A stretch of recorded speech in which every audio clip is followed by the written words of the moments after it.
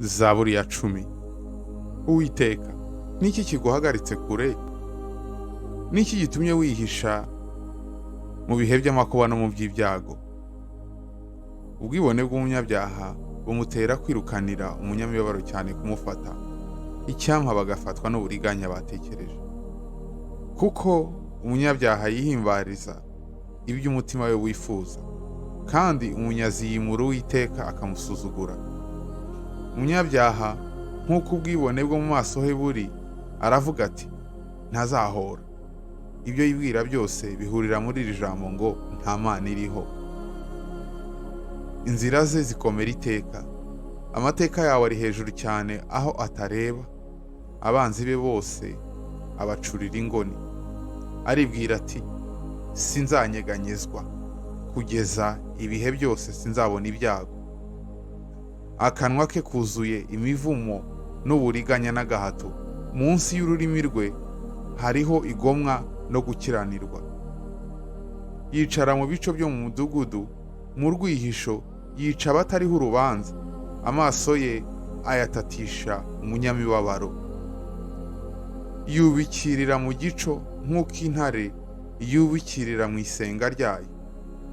Yubikirira gufata umunyamibabaro, kandi koko aramufata akamukururisha ikigoyi cye. Yitugatuga yunamye, intwari ze zitsinda abanyamubabaro.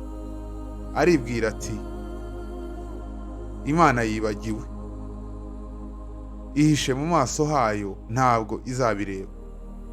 Uwiteka haguruka, Mana manika ukuboko kwawe, ntiwibagirwe umunyamibabaro.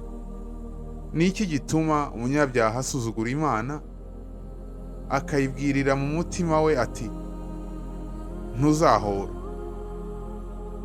Warabibonye kuko ureba igomwa n'urwango kubishyiraho ukuboko kwawe. Umunyamibabaro akwiringira wenyine, ni wowe ujya utabara imfubyi.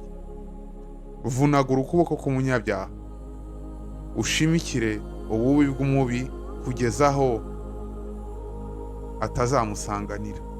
Uwiteka niwe mwami iteka ryose, abanyamahanga barimbukiye mu gihugu cye. Uwiteka, wumvise ibyo abanyamubabaro bashaka, uzakomeza imitima yabo, uzatyariza ugutwi, kugira ngo ucire imfubyi n'abahatwa imanza zibakwiye.